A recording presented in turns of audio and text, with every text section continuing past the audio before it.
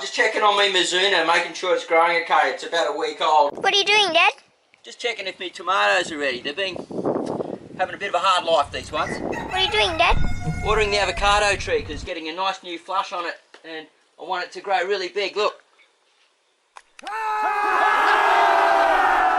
are you doing, Dad? Just making sure the microgreens are okay. Bok choy's looking alright. So I'll keep moving forward. Plenty to do. What are you doing, Dad?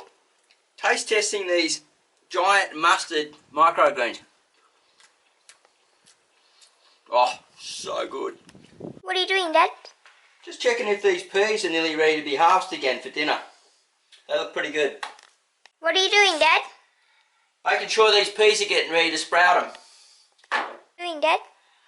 I'm going to get the video ready, what you just saw, to get out to you guys. Marty's Garden teaches you how to grow fresh food in urban places and small spaces. G'day friends, Marty here from the Marty's Garden Show. And what am I doing? Well, I just had an inspection on the place and real estate, all sweet. Going to get some new handles and things done, new replacements on the door. Place is all looking really tidy, so I'm stoked about that. And I've got some really cool stuff growing on. And what I'm doing is I'm actually planting some of these peas. Well, you see, I keep these on top of my fridge behind me here and grow them and harvest them as I need them. And these are pea microgreens or pea sprouts. They've actually gone, they're in their third to fourth leaf now. So once they get past their second leaf, they're not really categorised as a microgreen. So I don't know what you'd call them after that, a baby green leaf. But they're pretty damn tasty. And the tips are great, just eat in salads and things. And the whole plant I chop up and put into stir fries, put on top of salads. And look, if you grow them nice and tall and lanky like this, as you can see this one here, they are really, really tasty. They're really soft. And look, I'm just going to break it off and just eat it because, whoop. It tastes just like a pea, and there's no chewy texture or fibrous in it because it's growing long and tall. And what I do is I start these in a dark spot and then just put them in the shade in my kitchen and find that that works absolutely perfect. Now, how do I start them? Well, I start them like this, just as you would normal sprouts. And you can see here, look at those sprouts, and look, that length. As soon as they throw out a seed, a little bit shorter than that, you can put them into the container. Now, I've got this little dish here, and this dish, it's just an old raffle dish. You can probably get a better dish than this, but I really like this, and it's a really, just a deep, nice, large germination thing for growing seedlings in. And just pop the root in, and boom, just put about 3 or 4, maybe 6 in each cell. And then just harvest them as they go.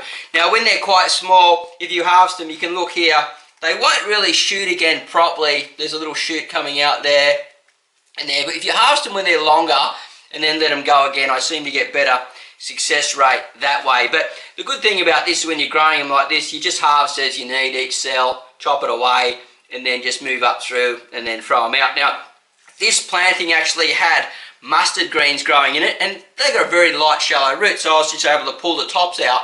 They were still half full, and then just backfill it with a bit more potting mix, and then just one by one, as I said, about 4 to half a dozen in a cell.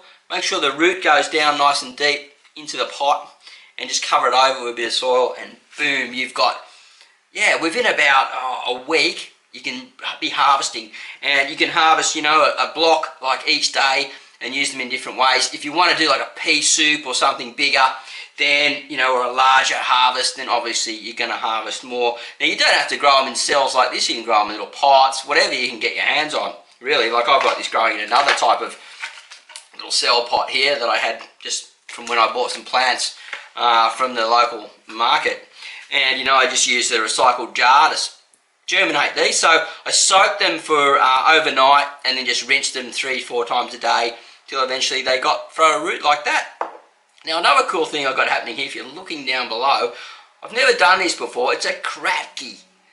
It's a kratky, my friends. And they're little tiny baby lettuce. Now, you've got to love this because that's growing right in my windowsill.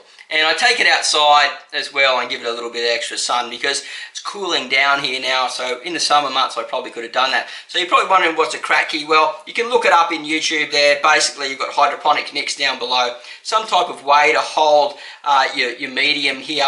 I've cut a little hole in a McDonald's cup and then just taped it over so no light can get in. Put the seeds into a little rock wool block, which cost me about 80 cents, and then filled it up to about yay high. Look, I'll open it up for you. Look at this. And what are you doing, Dad? What are you doing, Dad? Well, this is what I'm doing. I've got a new stuff happening here. And I don't think the roots have even shown yet.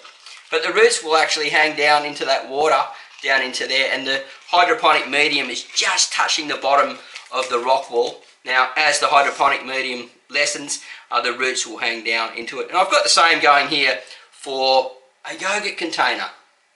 Now, it's very cheap.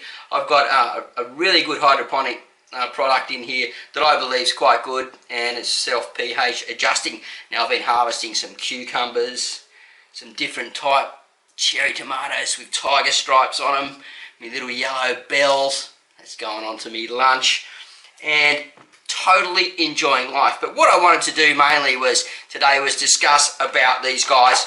So I'm just going to run over them again. Grow them in a dark spot at first. Get as much length as you can. That way you don't get any bitterness or fiberness. And once they get up about halfway, you can chop them and keep a few. Some will grow on, some won't. If they don't worry about it, because you can just continually just do them over and over again. Soak them in a jar, a handful in a jar overnight. Rinse them off about a day for another 3 days. You'll see a little tiny root appear.